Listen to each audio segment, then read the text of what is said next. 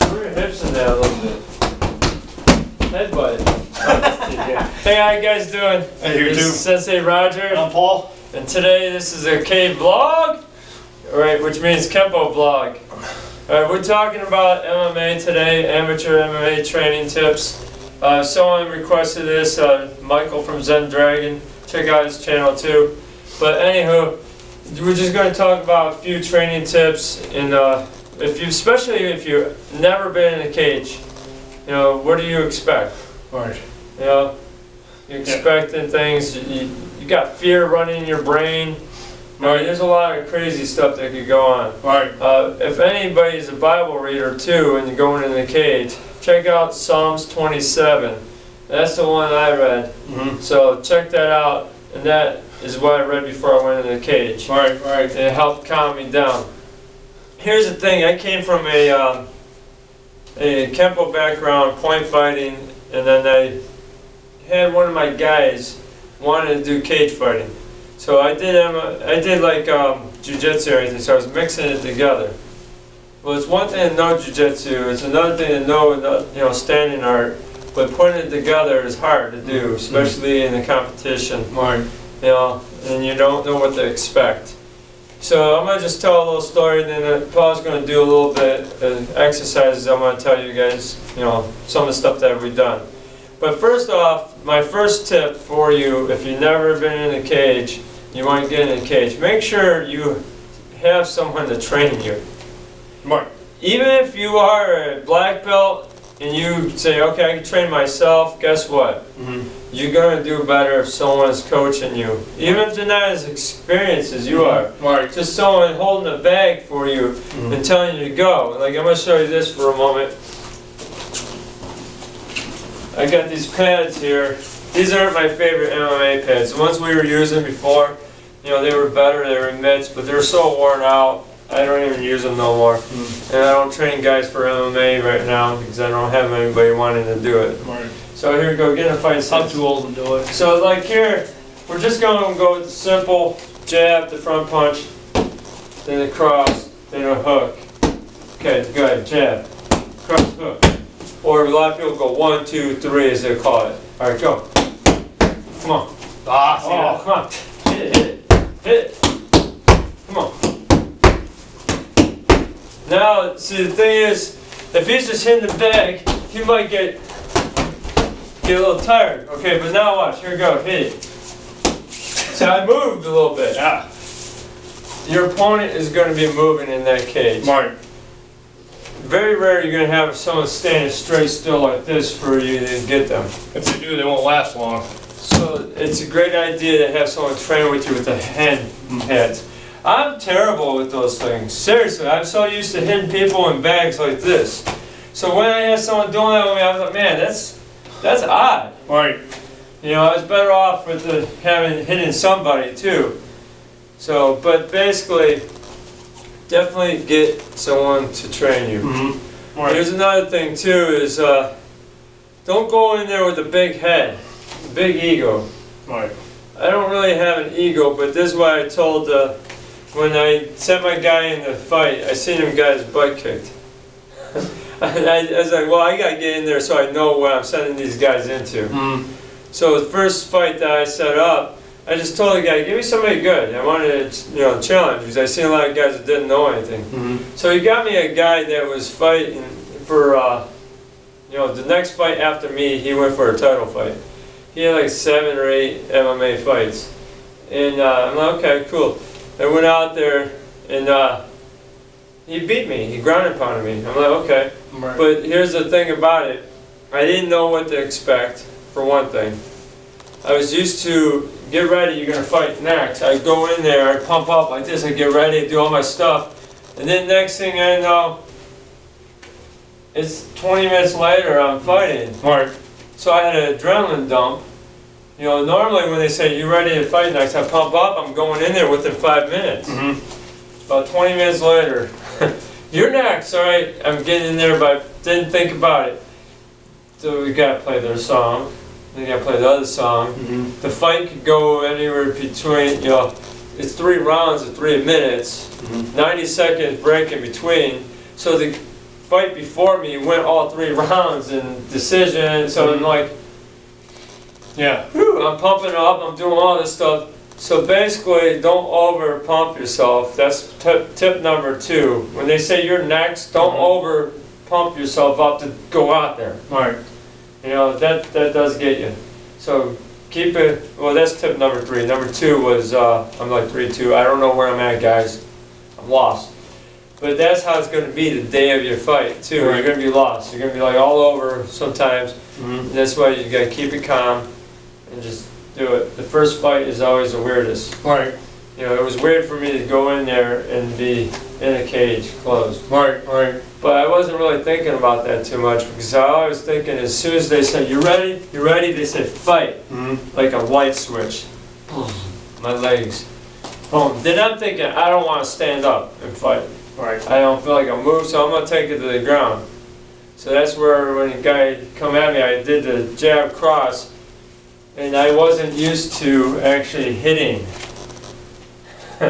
somebody because I was used to point fighting. So I didn't really put a whole lot into it. I was just arm punches instead of throwing a little bit of something into it. That's why I came out in the beginning and said, throw some hips in that. Because you got to throw something with some substance. Right. Don't go to look to knock them out, but hit them with something better. Right. I went 1, 2, and the guy just barreled through and grabbed at me. Right, so he bounced off the cage, I came off, I pulled him down, so he went down with me. He ended up taking the mount. Right. You know, I thought, okay, I seen it here, and all of a sudden I fear, oh, ground and pound. So here's tip number 3. Make sure you train ground and pound. I didn't get ground and pounded yet. He pulled me in an arm bar, I used my jiu-jitsu, got out of that. But I was exhausted before the fight started because I was over pumped. Right. You know, so there's a couple of your tips there. I might get my tips in the, you know, all over the place. Right. Confused on that as I'm saying this because I don't have nothing written down this time. I'm just going out of my experience of what happened. You know, so that's some of the things that happened to me there. So they did give me someone good. And he followed me and learned me as we were going through. He mounted me once, then another time we went to the ground, he tried to mount me or something, it didn't happen. So he backed off, you know, or no, actually, one thing too, the fight, I remember more of the fight because of videos. My brain was in and out of there. Mm-hmm. Right. The beginning part when I went 1, 2, he came down with the full guard, he pushed out. That was the number 1. Number 2, he took down the mount. And then he went to punch like this. I rose my hand out and he pulled the arm bar, snapped at my elbow, hurt my elbow, but he didn't have a good arm bar, so I was like, he's not tapping me. My arm already hurts. I was like, he's not tapping me from an arm bar, so I twisted, got out, you know. But then we got up again, I'm getting sloppy, you know.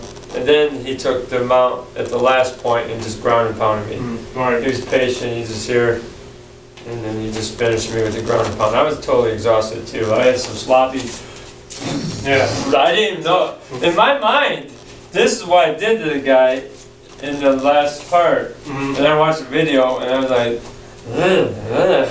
I remember being in his corner and he was near, you know, on me kind of, and the guy goes, he's tired, he's tired. I'm like, I'm not tired. I didn't even think I was that tired. Right. Right. But I was tired. I was exhausted like that. When they Right. said fight, I was already exhausted. The adrenaline dump, it's a son of a gun. Alright, so then, you know, we went to my second fight, and I had a guy that was a black belt. You know, I went 3 rounds with him. But here's my tip for you: if you go a little bit farther than the first fight, you go to the second fight. No matter what happened in that first fight, you gotta learn from it, but don't carry it with you. Mm-hmm. Because here's the thing about it, is they're all different fighters. You know, like Michael said, you know, from Zen Dragon was asking me too about basically, is it possible to get someone paired up to your experience level or, you know, similar to you? Oh yeah, it's possible, but you do not know. Right. Sometimes you'll have a fighter set up they won't show up and they'll put a fighter in. Here in Ohio, they're not allowed to do that no more. The Ohio Fight Commission kind of put a kibbutz to that, but some people still do that, I'm telling you. They go under the radar, but if they keep doing that stuff, they won't have a venue no more. You know, from what I know, it might have changed again because I've been out of the game for a while, but I remember that started changing. Right. But you could have had it, you know, if you're standing around and you're that weight class and you're ready to fight and you have your fight license, you can get right there that day, and then they put you right in. So you don't know, it could change.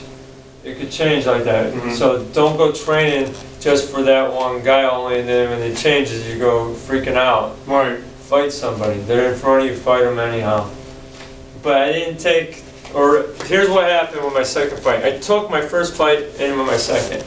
So I rushed at it. I kept coming at him and pushing. He kept doing this, trying to run away from me like this. You know, then when we got close, you know, he got on me like this, real close. He didn't want to strike me for some reason. We're both black belts, and we didn't strike that much.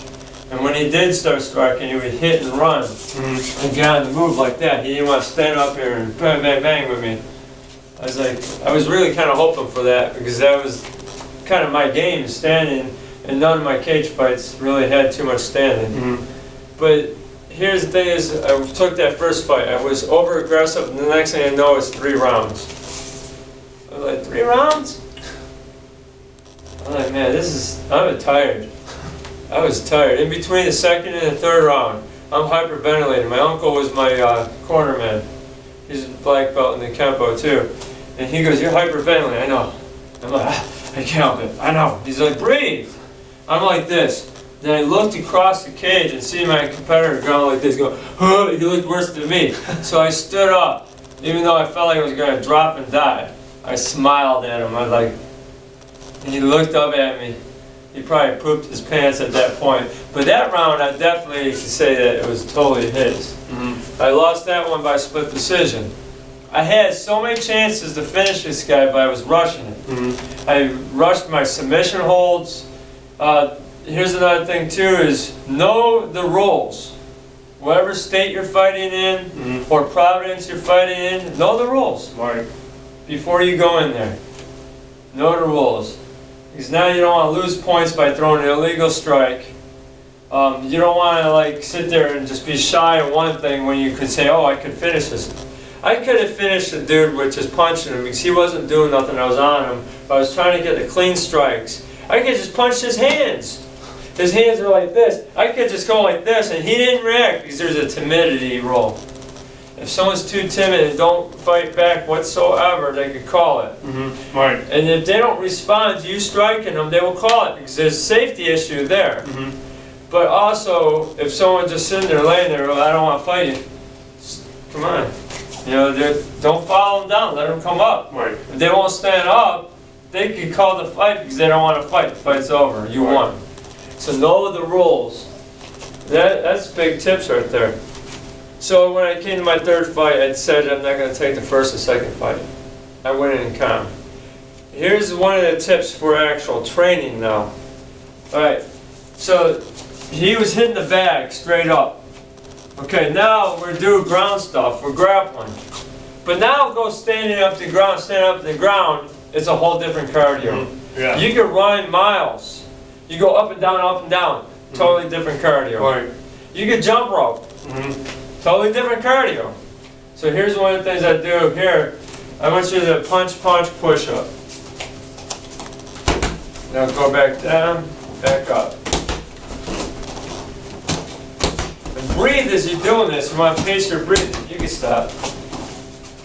You just want to see the old man work. So there's one of the tips. I mean, I'm putting this vlog out here not so you guys go out there and just do this stuff and say, and then if it fails, you go blame, hey, it's Roger from Showdown 10197 gave me bad advice. Guess what? I'm not there with you.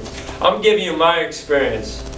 So this is on your own. If you take my experience and it helps you, great. If it doesn't help you, that's probably not for you. Everybody's got to find their own way of fighting, their own style. But my way is humbling myself by getting my head pounded into the mat. Alright, take 6 hammer fists on the side of my head, even through my hand it hurt. I was like, okay. Right. And then go, I gotta get back in there. A lot of people won't. I was like, okay. And here's another tip, don't start it in your 30s. I was gonna say that. I did. You know, I did 3 fights. People were like, why don't you keep fighting? Because I'm old. I'm not really old, but to sit there doing full contact stuff Well, that's boring. as amateur, why? For free? In my 30s? Come on now. I'm 42 now, I'm going to be 43 soon. And think about it, how long would my professional career have been? I probably would have been like turning pro at like maybe 38, 39 tops, if that. Mm-hmm. You know, so that would have been kind of stupid. Just in time to retire. Yeah, I mean, I could just get in pro, get paid a little bit, and not even go to the UFC. See, here's another tip for you guys who want to do MMA. Don't expect to be the top dog and make it to like the big show like UFC all the time. You know, you got to really work hard for that. Right. So you're training, it's in the training, it's in the attitude. Be respectful to one another. This is still a sport. Here's the thing I've seen here in Ohio with the MMA fighters. You get street thugs, you know, basically these guys that think they're tough guys. Come in here, I want to do MMA. They go into a place, they find someone to train them a little bit. They train them in mediocre, you know, training, and they just do a lot of stuff and just get out there and brawl. You know, fight. That's all they're doing is guerrilla warfare coming out, and then they're trying to hurt people. They have no emotion if they bust their nose or break. You know, was the most disturbing thing I seen while I was watching the amateur MMA in person. Right, we were out there in a place called Yankee Lake. It's in Ohio, going towards Pennsylvania, and there's a guy, the hometown guy, knocked this guy out, and they had to carry him on a stretcher. As they pointed him on the stretcher, I mean, he hurt him bad. The guy screaming, going, yeah! He's like, not in my house! Ugh! Like that. This dude's on a stretcher. That's disturbing. Right. That's disturbing. Don't ever be like that, because that's bad sportsmanship. Right. They should have disqualified him right there for that. The dude's getting carried out on a stretcher and he's celebrating. Yeah. Is this war? Is this out there? Is this surviving your life? It is a sport. It's just, can you imagine NBA? You know, I'm coming over here, I clothesline you as you're trying to take the ball from me. Alright, I just, boom, I put you out. You're damaged. I hurt your esophagus. I killed you even. And I'm going, yeah! Or like when Kevin Love got his shoulder taken out a couple years ago. Right. Can you imagine the guy going, yeah, take that, Love? Would that have been, that would have been frowned upon, wouldn't it? And that's what I find is kind of ridiculous. Not just in amateur MMA, you see that sometimes in actual, you know, in the professionals too, but not as much. Right. You know, but I think that's ridiculous. So don't be like that. Be humble with it. Go out there, train hard, fight, and look for the place to win. Here's a tip on this too. Don't go for the knockout. Amateur guys are like this. Like I said, a gorilla. Come on, Paul. You're pushing around. You know, so that's fine. But watch this. You see the pros out here. Go ahead, throw some stuff around. You hear, bang. Right, and here.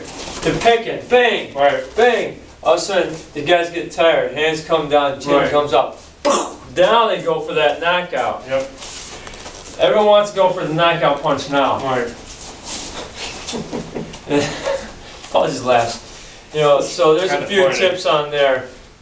But that's what I got right here. I might have forgot some stuff too, because there's a lot of experience that I have on different things, but that's what's coming to my mind.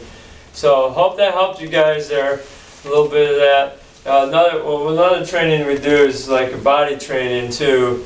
Make sure you get used to getting hit. First time you get hit, you're freaking out. Right. Blows You the wind can't out just of you or sit there, yeah. You can't train to do full contact stuff. I'm just hitting the bag. Right. I'm dodging nothing. Because the bag don't hit back. And then go out there. You actually have to have physical contact. Right. I haven't had my butt handed to me by a lot of different people through my time. I've never claimed to be the toughest guy out there, but I go out there and I do it. That's it. I went out there and I do it.